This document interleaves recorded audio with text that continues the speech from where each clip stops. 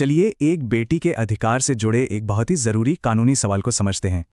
सवाल यह है कि क्या 18 साल की उम्र के बाद भी एक अनमैरिड बेटी अपने पिता से गुजारा भत्ता मांग सकती है?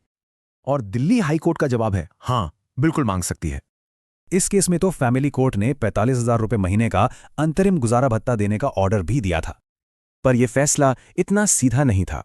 असल में यह भारत के दो बड़े कानूनों के टकराव का मामला था। एक तरफ है सीआरपीसी का सेक्शन 125, जो पत्नी, बच्चों और पेरेंट्स को फौरी तौर पर आर्थिक मदद देता है।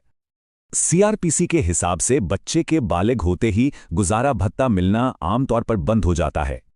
और दूसरी तरफ है एचएमए का सेक्शन 20, जो बच्चों के भरण पोषण के कर्तव्य के बारे में है।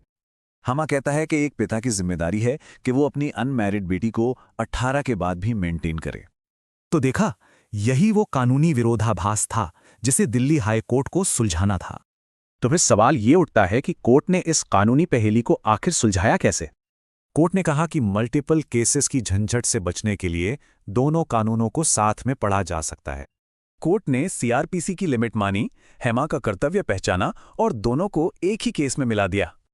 मल्टीपल केसेस का मतलब है एक ही मसले के लिए किसी को बार बार अलग अलग केस फाइल करने पर मजबूर करना।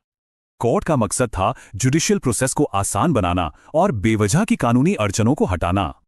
इससे परिवारों का पैसा और वक्त दोनों बचता है, कोर्ट पर बोझ कम होता है और इंसाफ भी जल्दी मिलता है।